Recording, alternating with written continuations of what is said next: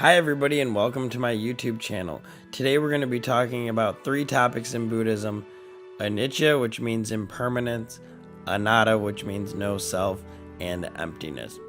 But before we get started, if you'd like to check out my previous videos on the topic, I have a playlist on YouTube called Buddhism, or you can also check out my website becomingnobody.org for updated content, offers, and services.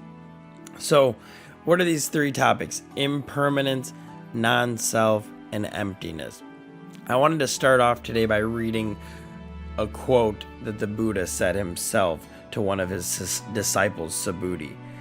He said, "Because, Subhuti, when the king of Kalinga cut my flesh from every limb, at that time I had no perception of a self, of a being, of a soul, or of a person.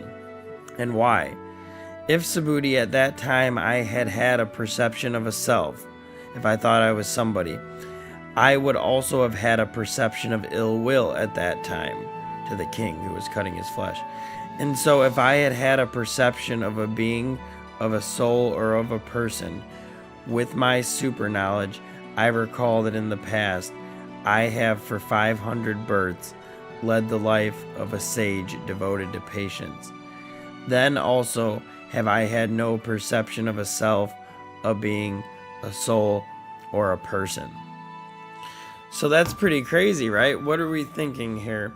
So Buddhism talks about rebirth and reincarnation, but at the same time, the Buddha said there is, in his later teachings, he emphasized there is no duality, there's no perception to cling on to of a self or of a soul, and he emphasized this no self. So how does that fit in?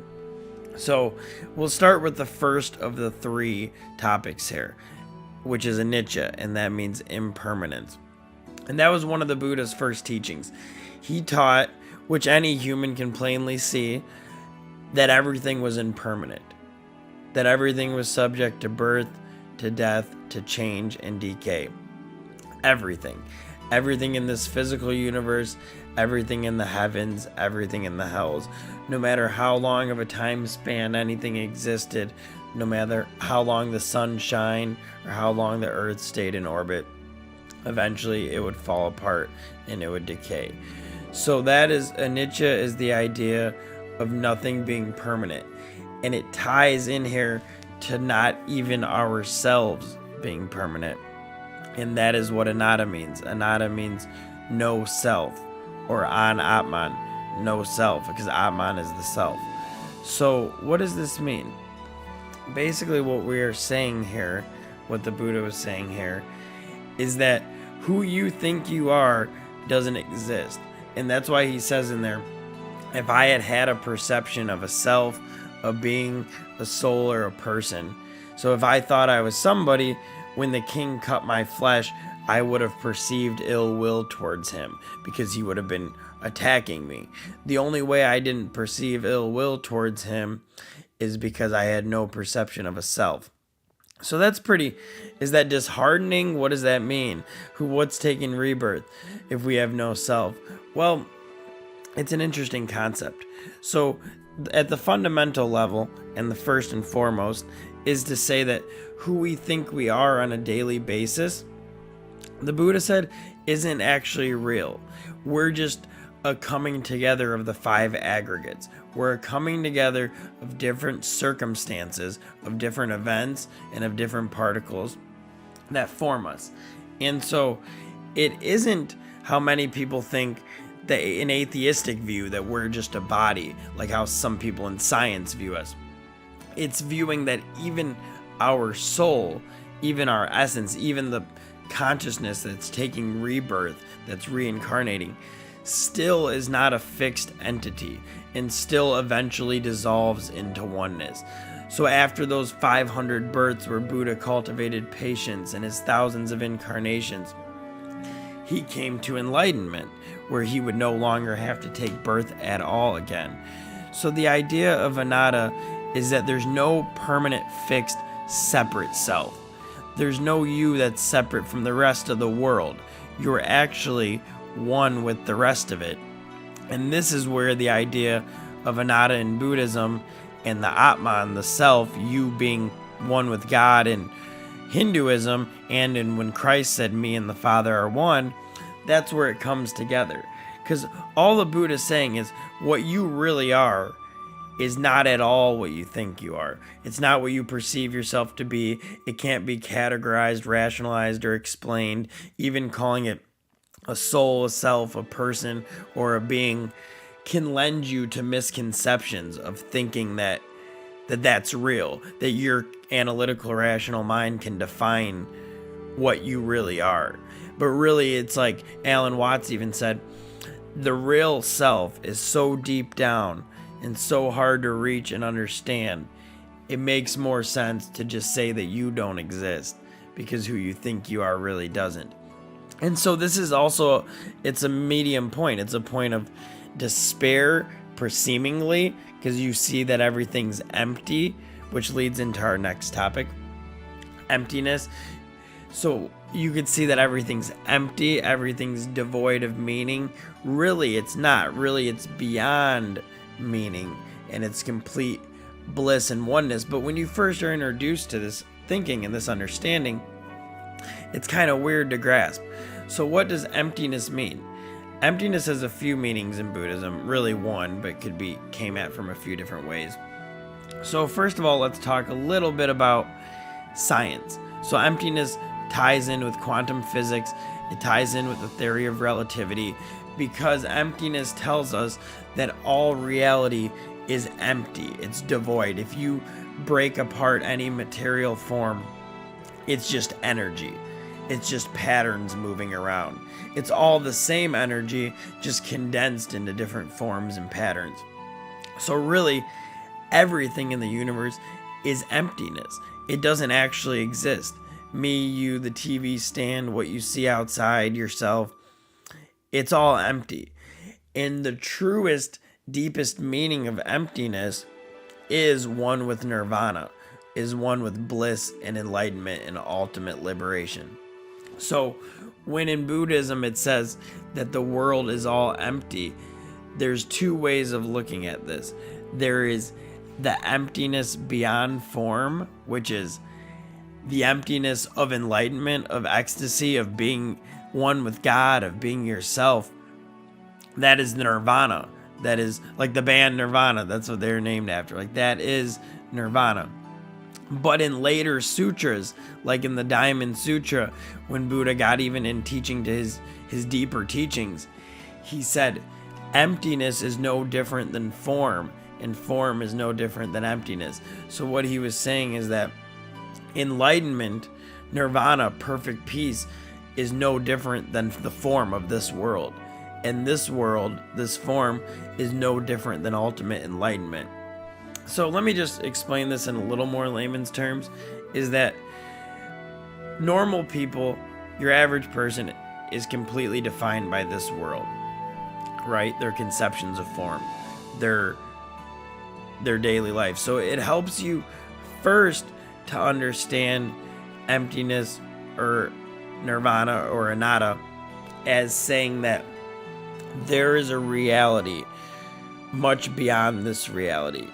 And when the great sages talk about liberation or enlightenment or moksha, it means freeing yourself from the conditioned bondage of your karma, of getting free, of attaining oneness, of vast bliss, ecstasy, and rapture, and getting out of form, out of the material conception. But later, and even a further teaching, comes to tell you that, yes, but at the same time, this creation that we're living in right now, this is also a manifestation of the One. This is also a manifestation of God. This form is no different than emptiness. In the deepest part of our everyday existence is nirvana. And that's why when beings become enlightened, they don't have to go flee from this world. They might step back in order to find enlightenment, but once it's found, they realize it's everywhere, and it always has been, and it always will be.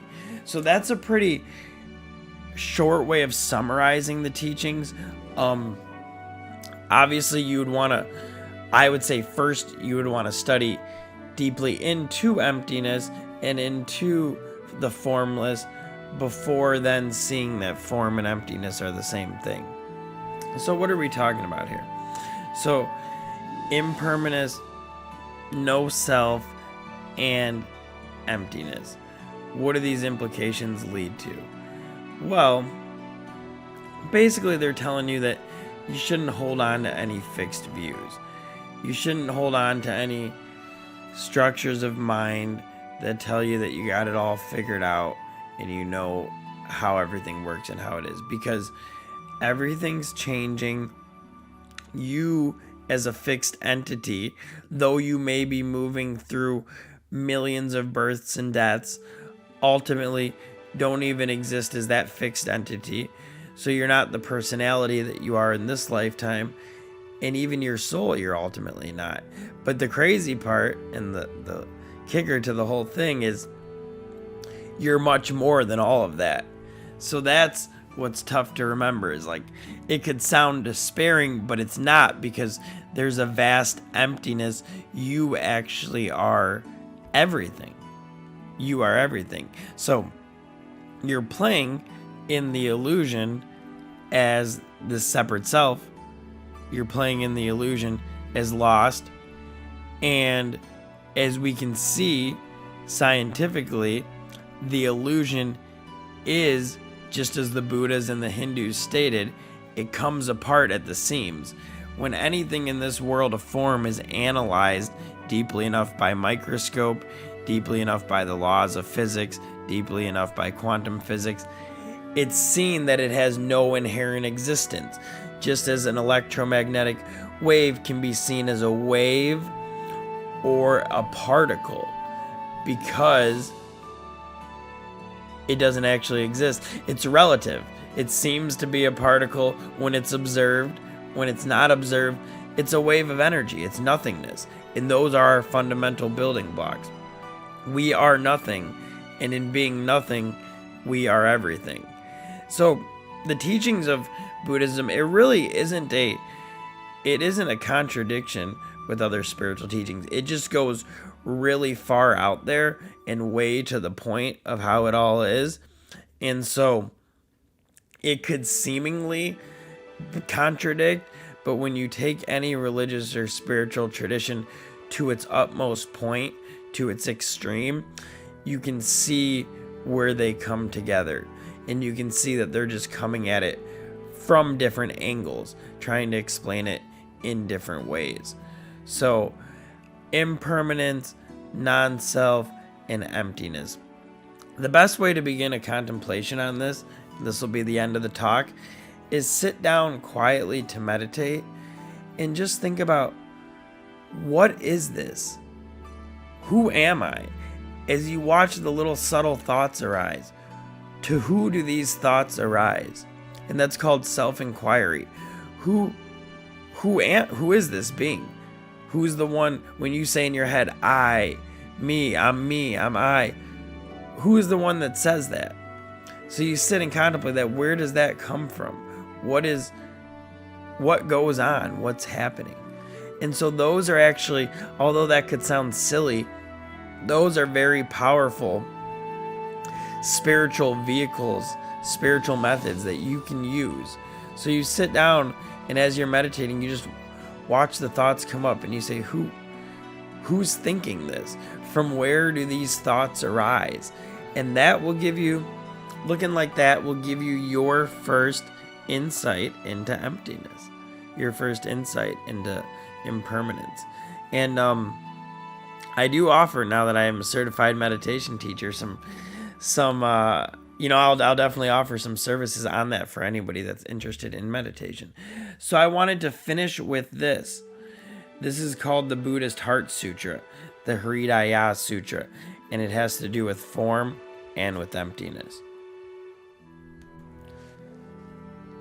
So just listen here. This is commonly used in a lot of Buddhist traditions.